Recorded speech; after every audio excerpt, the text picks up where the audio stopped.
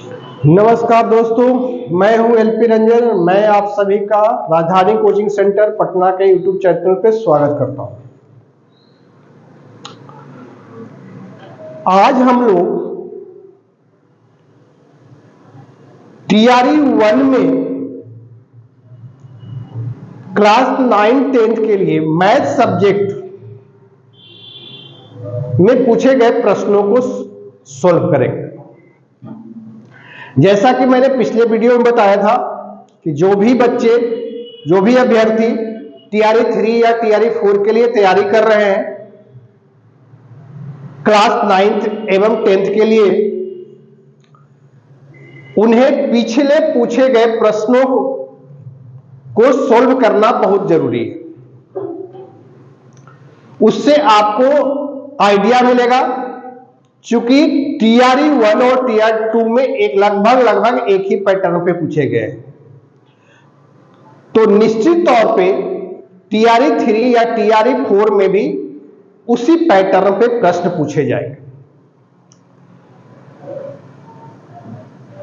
TRE 1 हो या TRE 2 में हो, दोनों में मेरिट जो बना था कुल 120 प्रश्नों पर, उस 120 प्रश्न में 40 क्वेश्चन जीएस के थे और 80 क्वेश्चन सब्जेक्ट के। उस 40 क्वेश्चन में भी जीएस का जो पार्ट था जनरल स्टडी, वहां भी एलिमेंट्री मैथ से प्रश्न पूछे गए। एलिमेंट्री मैथ से कुल 8 प्रश्न थे, वो मैं इसके पहले वाले वीडियो में बता चुका हूं। आज मैं उसी जीएस के क्वेश्चन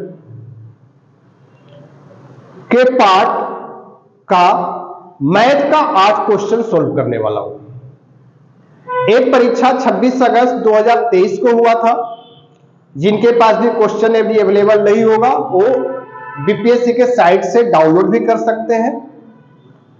प्रथम पाली में एग्जाम हुआ था 10 से 12। तो चलिए हम लोग स्टार्ट करते हैं। कुल 8 प्रश्न थे। मैं सेट ए मेरे पास है, बोर्ड पे लिखा भी हूं सेट ए, क्वेश्चन नंबर 1 से 8। क्योंकि सेट ए में पहला से 8वां क्वेश्चन मैथ का ही था। पहला प्रश्न, उसका सॉल्यूशन। पहला प्रश्न पहले क्या है, मैं प्रश्न लिख नहीं पाऊंगा क्योंकि बहुत समय लगेगा, पढ़ देता हूं। क्वेश्चन ये था, 10 वर्ष पूर्व रमेश एवं राजीव की आयु का अनुपात 1:3 था। 10 वर्ष पूर्व दो व्यक्ति हैं, रमेश और राजीव। ये आयु संबंधी प्रश्न है। तो इनके आयु का अनुपात 10 वर्ष पहले या पूर्व,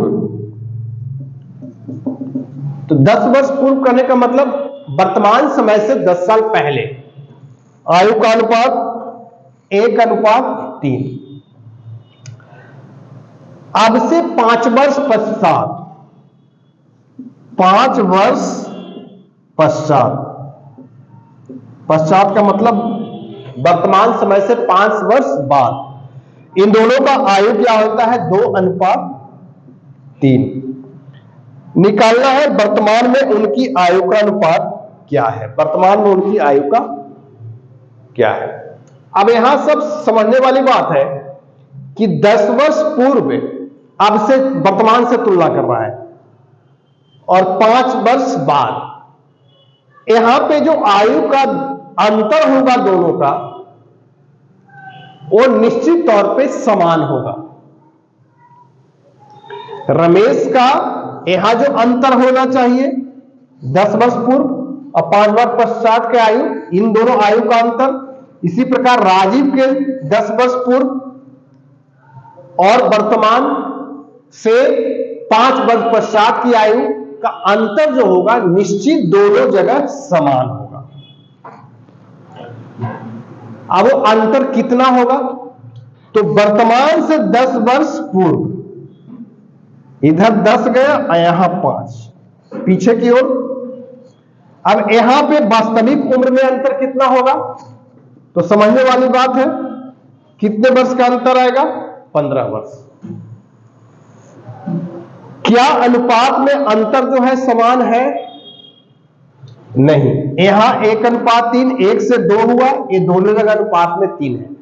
तो क्यों नहीं है? क्योंकि अनुपात कभी भी वास्तविक मान सूचित नहीं करता है। तो यहां पे एक तरीका है कि यहां पर भी अंतर को समान कर दें। तो अंतर समान करने का तरीका है, बड़ा शॉर्टकट मेथड है, इसको समझिएगा, लंबे मेथड से नहीं जा रहा हूं। इसके अंतर को, ए अनुपात के अंतर जो है, यहां पे कितने का अंतर है? 2 का। यहां पे कितने अंतर है? 1 का। इसके अंतर से इसमें गुना करें और इसके अंतर को इसमें गुना करें। तो चलिए, इसका अंतर 1 है, इसमें गुना कर दीजिए, गुना 1, तो ये चेंज नहीं होगा, 1:3 ही रह जाएगा। इसके अंतर 2 हुआ, ये 2 है, 2 से गुना कहां करना है? इसमें। एक क्या हो गया? अब बन गया 4:6। अब देखिएगा यहां अंतर समान हो जाएगा। 1 से बढ़ के कितना हुआ? 1 में कितना जोड़ेंगे? 3। 3 में भी कितना जोड़ेंगे? 3। तो 3 इकाई बढ़ा। वास्तविक उम्र कितना अंतर है? 15 वर्ष। अर्थात ये 3 इकाई समतुल्य कितना हुआ? 15 वर्ष। ये कौन सा 3? ये 3। किसी एक का आयु निकाल लो, मानो ये निकालना है, चाहे 10 वर्ष पूर्व का निकालो या 5 साल पश्चात, चूंकि निकालना वर्तमान है इसे। तो 10 वर्ष पूर्व की बात निकालें यदि राजीव का, रमेश है पहले, रमेश 10 वर्ष पूर्व, 1 इकाई किसके? तो 3 इकाई 15 वर्ष का समतुल्य होगा, तो 1 इकाई कितना होना चाहिए? 5 वर्ष होगा। इसको ऐसे समझिए कि यदि 3 आम का दाम, एक एक नियम जो पढ़ते हैं, 3 आम का दाम 15 रुपया, तो 1 आम का क्या करते हैं? 15/3, वही काम किया। तो 1 इकाई 15/3। राजीव का कितना था? राजीव के लिए 3 ही इकाई था, तो 3 इकाई तो पहले ही से 15 वर्ष। तो ये दोनों जो आयु हुआ हमारा 10 वर्ष पूर्व, तो वर्तमान में आयु कितना होगा दोनों का? वर्तमान के लिए कितना जोड़ेंगे? दोनों में 10-10 जोड़ेंगे, तो वर्तमान में हो गया 25, 10-5 15 वर्ष, और एक कितना हो गया? 15-10 25। तो वर्तमान में इन दोनों का आयु कितना हो गया? 15 और 25। इसको हमको अनुपात में बताना था, तो अनुपात के लिए क्या होगा? हाईएस्ट कॉमन फैक्टर से भाग देंगे। 5 है, 5×3 = 15, 5×5 = 25। अर्थात वर्तमान में इनके आयु का अनुपात 3:5 था। हमारा विकल्प में, क्योंकि हम विकल्प नहीं लिखे हैं, बी विकल्प था, उसमें 3:5 दिया हुआ था, तो इसका उत्तर 3:5 होगा। ये बहुत ही आसान तरीका है समझाने में, भले ही समय लगा है। ध्यान रखिएगा, कभी भी 2 अनुपात दिया हुआ हो, उसके बीच का अंतर यदि समान करना हो, तो समान करने का तरीका, इसके अंतर से इसमें गुना कीजिए, इसके अंतर से इसमें गुना कीजिए। ये बहुत ऐसे प्रश्न पूछे जाते हैं। अब आते हैं अगले प्रश्न की ओर। दूसरा,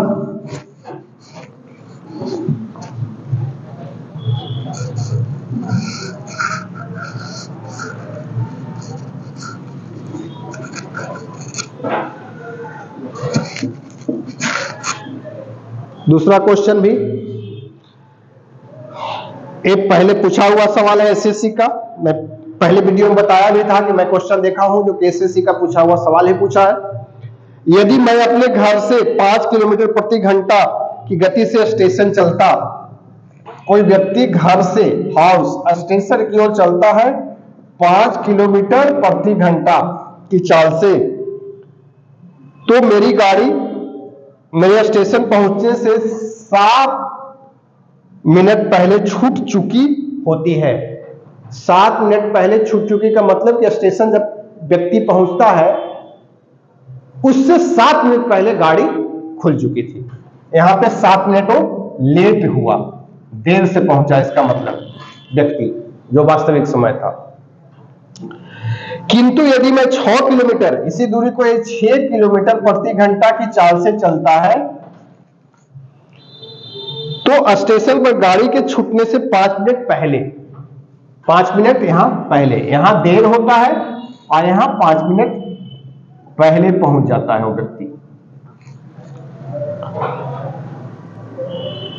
पहुंचता है। तदनुसार मेरे और स्टेशन के बीच की दूरी, ये जो डिस्टेंस है, ये दूरी है, यही आपको ज्ञात करना है। इसको बेसिक तरीके से इक्वेशन बना के भी कर सकते हैं, अनुपात रूप से भी कर सकते हैं। मैं दोनों तरीके से कर सकता हूं, बहुत तरीका है, लेकिन मान लो कि इसको बेसिक तरीके से करना चाहो, यही डिस्टेंस निकालना था, दूरी।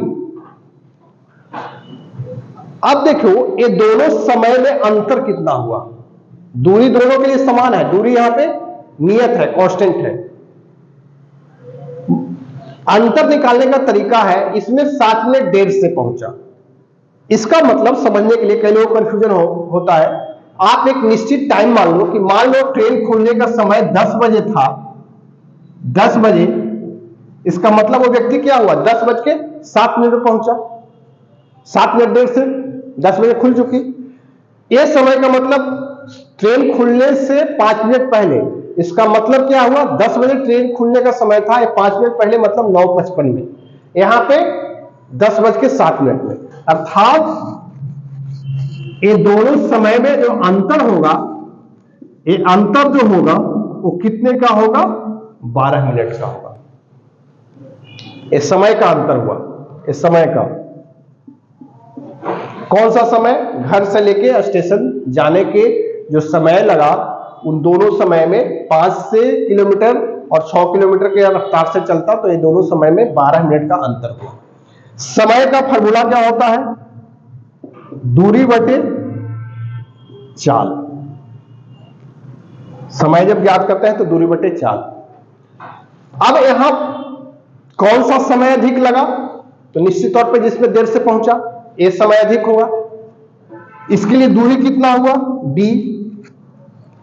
किस चाल से, 5। दूरी बटे समय क्या मिला, 5 किलोमीटर प्रति घंटे की चाल से चलने पर लगा समय, ये समय हुआ। माइनस करें, 6 किलोमीटर के चाल से चलता है तब क्या समय होगा, तो समय के लिए क्या होगा, दूरी बटा चाल। आए दोनों समय का अंतर कितना हुआ, 12 मिनट। लेकिन ए किलोमीटर में है, डी जो लिया हो किलोमीटर, और ए भी किलोमीटर प्रति घंटा, तो समय को भी घंटा में बदलेंगे। घंटा में बदलने के लिए क्या होगा, 60 से भागा। यहां पे एलसीएम कितना हो जाएगा, 30 हो जाएगा। 6d माइनस 5d बराबर, इसको यदि सिंप्लीफाई कर ले 1/5, ऊपर d रह गया, d बटे 30, 1/5, d बराबर 30/5, 6 किलोमीटर। तो ये जो दूरी था वो 6 किलोमीटर हुआ। तो ये बेसिक तरीका है, इस तरीके से भी जल्दी से बना सकते हैं। दूसरा जो तरीका है अनुपात रूप में, मिटाएं इसको।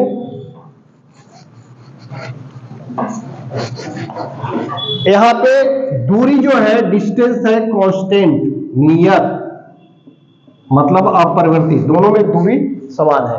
यदि डिस्टेंस कांस्टेंट हो तो चाल एवं समय व्युत्क्रमानुपाती होता है। मतलब जिस अनुपात में चाल परिवर्तित होगा, उसके उल्टा अनुपात में समय परिवर्तित होगा। तो देखिए चाल किस अनुपात में परिवर्तित हुआ, पहले 5 था, अब 6। तो निश्चित तौर पे समय जो होगा 6:5। पहले 6 इकाई समय लगा, तो अब 5 इकाई। यही समय का अंतर कितना हुआ, 1 इकाई।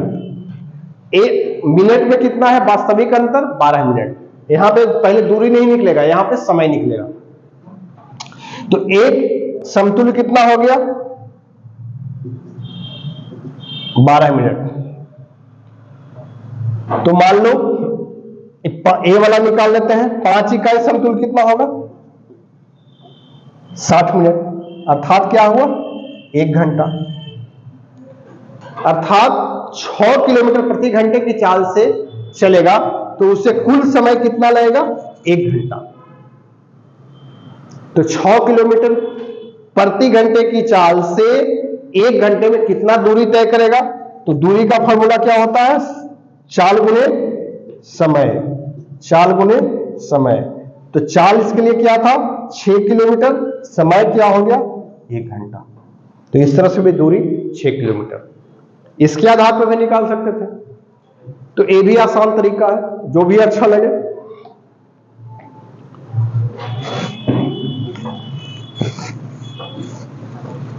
तो एक टाइम एंड डिस्टेंस का बहुत फेमस सवाल है, बहुत ही अक्सर ही पूछा जाता है। तीसरा सवाल है पी एंड क्यू की औसत मासिक आय। पी और क्यू दो व्यक्ति है जिसके औसत मासिक आय दिया हुआ है 5050 रुपया। औसत हमेशा क्या होता है, औसत का फॉर्मूला जो होता है योग बटा संख्या। अब यहां पर योग निकालना होगा, सम होगा तो क्या होगा, औसत गुणे संख्या। अब यहां औसत आय दिया हुआ है तो औसत आय उसी का योग निकालना होगा। यदि कुल आय यदि निकालना होगा दोनों व्यक्ति का तो क्या करेंगे, जो औसत आय है उसमें किससे गुना करेंगे, व्यक्तियों की संख्या। तो हम लोग यहां पे प्रश्न में कुल आय की जरूरत होगी। तो कौन से दो व्यक्ति हैं, P Q. P plus Q लिख रहा हूं मतलब कि पी और क्यू के दोनों व्यक्ति का कुल आय। तो इसका पहले औसत आय कितना दिया हुआ था 5050, किससे गुना होगा 2 से। क्यों, क्योंकि कितने व्यक्तियों की है, 2 का। इसी तरह से Q और R की बात करें तो यहां भी क्या हो जाएगा, इसका औसत दिया हुआ था 6250, कितने व्यक्तियों का, तो 2 का। इसी तरह से दिया हुआ है Q P एवं R, P Q Q R P जोड़ R, कितना हो गया 5200 गुने 2, एक कुल आया होगा। मैं इसको गुना नहीं कर रहा हूं, इसलिए नहीं, देखिएगा समझिएगा क्यों, क्योंकि मुझे फायदा होगा। मैं डायरेक्ट भी उत्तर लिख सकता था। इधर जोड़िए P plus Q, Q plus R plus P plus R, तो कितने हो गए, 2 P हो गया, 2 Q हो गया, 2 R हो गया। 2 कॉमन लेते हैं तो P जोड़ Q जोड़ R, इधर भी 2 कॉमन हो जाएगा, इधर तीनों के लिए जोड़े तो 5050 जोड़ 6250 जोड़ 5200। इससे फायदा क्या हुआ, 2 कट गया। अर्थात क्या हो गया कि P Q एवं R का कुल आय इन तीनों का जोड़। मैं इसको डायरेक्ट इस स्टेप पे आ सकता था लेकिन आपको कंफ्यूजन होता। ऐसे जब भी सवाल रहे तो औसत जो दिया हुआ है तीनों को साथ जोड़ दो तो उन तीनों का कुल आय निकल जाएगा, सीधा सीधी। अब ज्ञात क्या करना था हमको, ज्ञात करना था P की मासिक आय। निकालना क्या है, P की मासिक आय। तो P की जो मासिक आय है वो ज्ञात करने के लिए क्या करना होगा, Q और R की जो कुल आय है उसको घटा देंगे। तो देखते हैं Q और R का कुल आय कौन है, ए वाला। तो इसको गुना सिर्फ करना पड़ेगा, 6250 गुने 2, तो कितना हो गया, 6 दूनी 12500। इसको जोड़ना पड़ेगा, ए जोड़ के कितना हो रहा है, 0 हो गया, 5 5 10 हो गया, 2 1 3 2 5 6 5 11 5 16500। तो यहां पे 16500 ये तीनों का कुल आय हो गया। इसमें से Q एवं R का यदि आय माइनस कर दे तो P की आय हो जाएगी 16500 माइनस 12500, ये कितना हो गया, ₹4000। देखते हैं विकल्प में है, सी विकल्प था हमारा, ये सी विकल्प था, तो इसका उत्तर सी होगा। ये बहुत ही आसान सवाल है, ये औसत का सवाल हो गया। पिछला सवाल टाइम एंड डिस्टेंस का था, उसके पहले आयु से संबंधित प्रश्न था। अब अगले सवाल की ओर चलते हैं।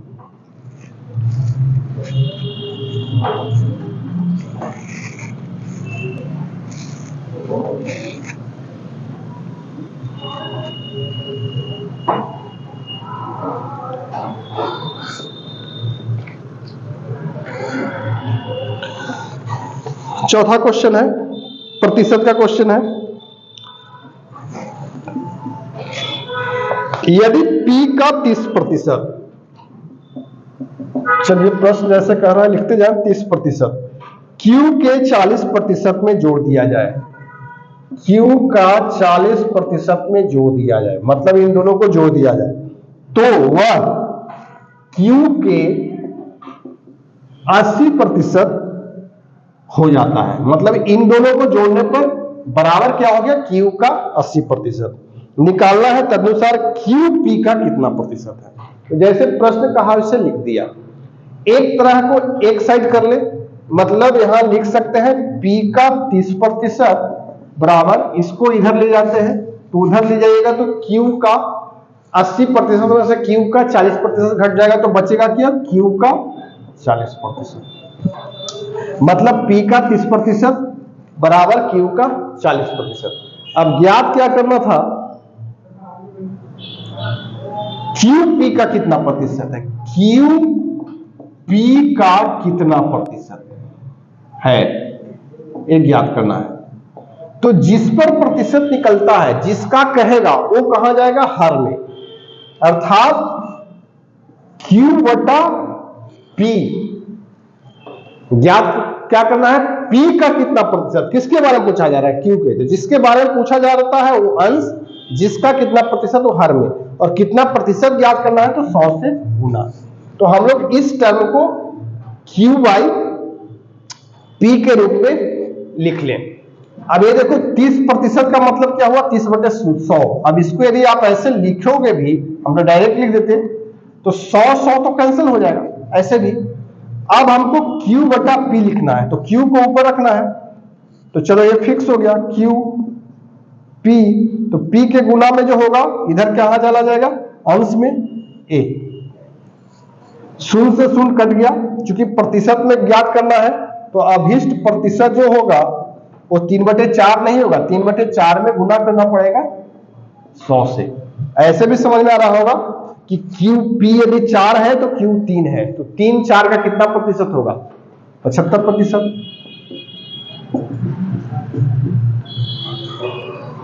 75% इसका उत्तर होगा। विकल्प देखें, इसका विकल्प C विकल्प दिया हो तो इसका उत्तर C होगा। तो ये भी आसान ही सवाल है, प्रतिशत का सवाल है। इस सारा अंक गणित से पूछा गया है, अर्थमेटिक्स से। और अर्थमेटिक्स के लिए खास करके 6 to 8 का बुक आपको कवर करना होगा, और जनरल कंपटीशन में जो एसएससी वगैरह का क्वेश्चन है वो बनाना होगा। अगला सवाल क्या कह रहा है, 4 व्यक्ति हैं A B C D के बीच 5 अनुपात 2 अनुपात 4 अनुपात 3 के अनुपात में धन वितरण किया जाना है। इसी अनुपात में चारों व्यक्ति के पास कुछ धन होगा, वो वितरण किया जा रहा है, डिस्ट्रीब्यूट किया जा रहा है। यदि C को D से 1000 रुपया अधिक मिले तो B का हिस्सा। C से D को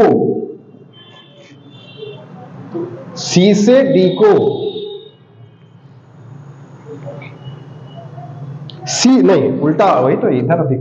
C को D से 1000 रुपया अधिक मिले। वास्तविक C को जो D से कितना मिला है, वास्तविक कितना अधिक मिला है, 1000 रुपया। अनुपात के रूप में कितना इकाई अधिक है, 1 इकाई। अर्थात जो 1 इकाई अधिक है वो किसके समतुल्य होगा, 1000। शॉर्टकट यही चले, 1 इकाई ये जो अनुपात के रूप में अधिक है वो किसके समतुल्य होगा, 1000। निकालना किसका था हिस्सा, B का हिस्सा। तो B का हिस्सा अनुपात के रूप में कितना हो गया, 2। तो 2 इकाई कितना समतुल्य होना चाहिए, 1 इकाई 2000, तो 2 इकाई 2000। विकल्प कौन सा है, C विकल्प यहां उत्तर दिया है। तो बिल्कुल बेसिक सवाल है, बहुत आसान तरीके से, सीधा सीधी, कोई एक्स मानने की जरूरत नहीं है इसमें। तो ये था हमारा क्वेश्चन नंबर 5 का सॉल्यूशन। अब आते हैं अगले। तो ये अनुपात का बेसिक क्वेश्चन है, कोई भी टेढ़ा सवाल नहीं है, बहुत ही बेसिक क्वेश्चन।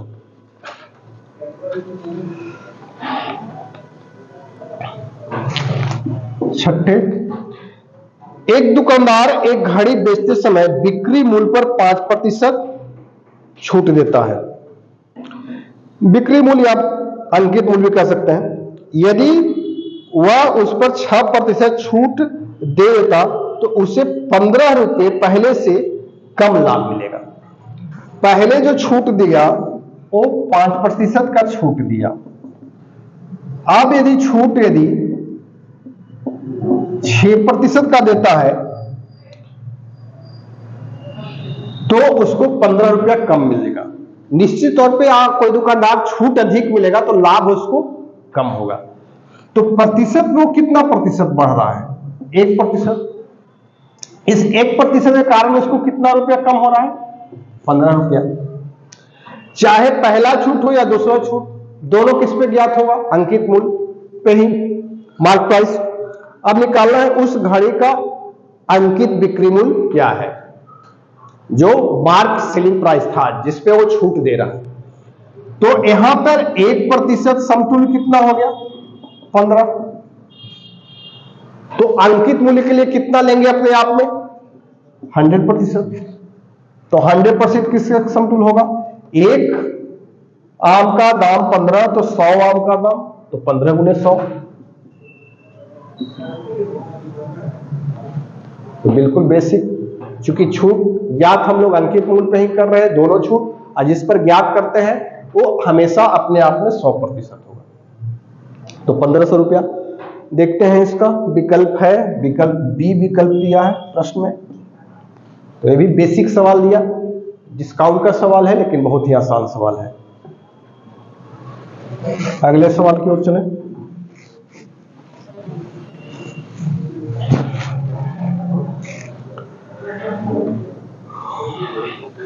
तीन संख्याएं 3:4:5 के अनुपात में है। तीन संख्या है जो 3:4:5 के अनुपात में है। उनमें सबसे बड़ी संख्या एवं सबसे छोटी संख्या का योग, सबसे बड़ी संख्या, तो सबसे बड़ी संख्या 5 इकाई मान लो। यहां पे एक मान भी सकते हो, नहीं भी मान सकते हो। मान लो कि वो संख्या, कंफ्यूजन जिनको है आप ऐसे मान लो, संख्या हो गया 3x 4x 5x, कई लोग कंफ्यूजन होगा तो आप x भी मान सकते हो, कॉमन फैक्टर। तो बड़ी संख्या एवं छोटी संख्या का योग दूसरी संख्या तथा वामन के योग के बराबर है। ये बराबर किसके है? दूसरी संख्या 4x जोड़ वामन। तो यहां देखें क्या हो गया, 5 3 8x, इधर यदि 4 को घटा दिए, ये कितना हो गया? वामन।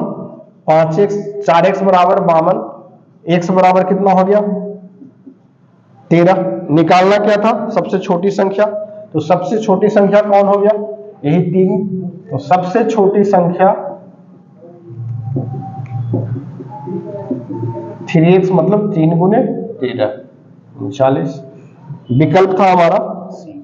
हम बिना x के भी चलते, सीधा सीधी 5 3 8 इकाई सोचते, 8 इकाई हो गया, ये 4 इकाई हो गया। x इसलिए डाल दिया कि कई लोगों को इसमें कंफ्यूजन होता। तो बेसिक सवाल था ये भी अनुपात का। ये 7वां प्रश्न था। कुल मैंने बताया था 8 क्वेश्चन पूछा है, तो इस सेक्शन का 8वां क्वेश्चन एवं अंतिम क्वेश्चन। ये सातों अर्थमेटिक्स से हैं, अंकगणित से ही पूछे गए, जैसा कि मैं पिछले वीडियो में बताया था। 8वां क्वेश्चन भी नंबर सिस्टम का पार्ट, घातांक है, इंडिसेस, वो भी एक ढंग से अंकगणित का ही पार्ट है, उसी का क्वेश्चन है। क्वेश्चन कह रहा है, प्रश्न कह रहा है कि यदि 2 टू द पावर 2n-1 बराबर 1/8 टू द पावर n-3 ये है, तो निकालना क्या है? n का मान। घातांक के नियम में आप पता होगा कि यदि 1/k है तो इसको बराबर लिख सकते हैं k के पावर -1। तो सबसे पहले तो a 1 जो है 8 टू द पावर n-3, इसको चेंज कर लें। तो इसको ऊपर ले जाओगे तो इसके आगे क्या लग जाएगा? माइनस। अब बेस को, दोनों आधार को समान कर लें। तो 8 को आप क्या बना सकते हो? 2। ये ज्यादा आसान होगा। तो 8 बराबर के लिए क्या लिखोगे? 2 का पावर 3। अर्थात एक स्टेप बढ़ जाते हैं, इसको लिख सकते हैं 2 का पावर 3 और इसका पावर क्या हो जाएगा, इसको यदि माइनस हटा दें, ब्रैकेट हटा दें तो हो जाएगा 3 माइनस n, तो यहां पे गुना हो जाएगा 3 माइनस n। ये ब्रैकेट हटाओगे ऐसे देखना तो एक क्या हो जाएगा माइनस है जोड़ 3, इसको हम लिख सकते हैं 3 माइनस है। अब क्या हो गया, बेस दोनों सेम हो गया, दोनों साइड 2, तो दोनों साइड बेस सेम होगा तो पावर भी क्या होंगे, इक्वल होंगे, अर्थात 2 टू द पावर 2 का जो पावर है 2n माइनस 1 बराबर होगा